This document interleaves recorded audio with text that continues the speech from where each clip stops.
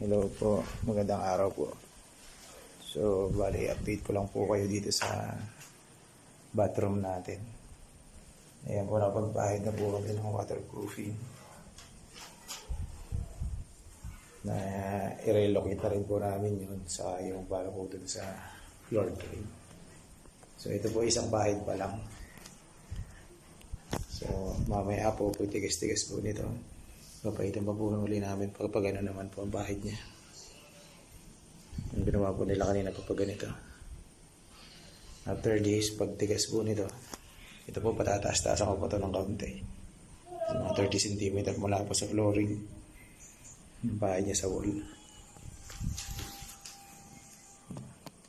So, pag tigas po nito, puproceed po kami sa concrete topping. After concrete topping, papayaran ko rin po ng waterproofing sa ibabaw.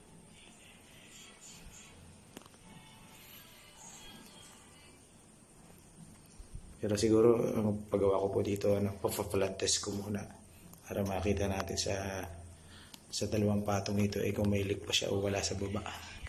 So, 24 hours po ang flat testing nito. Kinabukasan titignan po namin kung may mga bakat po ng tubig sa ilalim ng slab.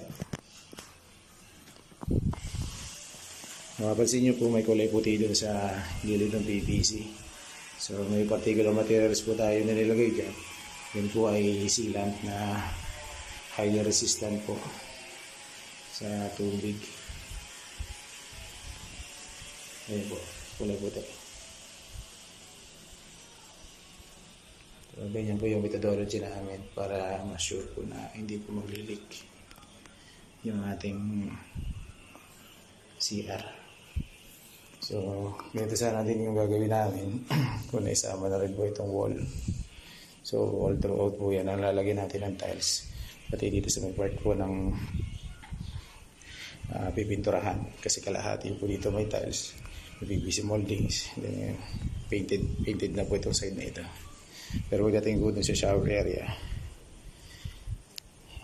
including po yung niche, is buong yung wall na yun na lalagyan po ng tiles is papayaran po namin ng ganito. Waterproofing materials.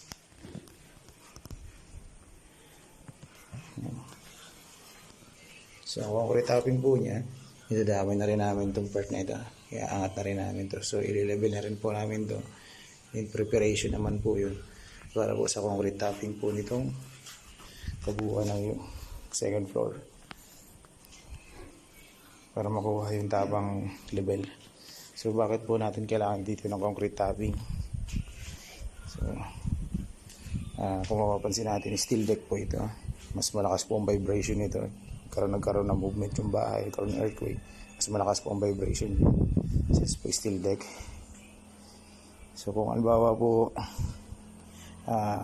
dry pack method po ang ginawa nila dito, so hindi siya nag-tapping, dry pack method, diretso tiles, nagkaroon ng movement, is malakas po ang tendency o malaki ang tendency niya na magkaroon lang din po ng separation yung o delamination doon po sa mortar na dry pack and yun sa tiles. So mas magastos po pag ni-repair.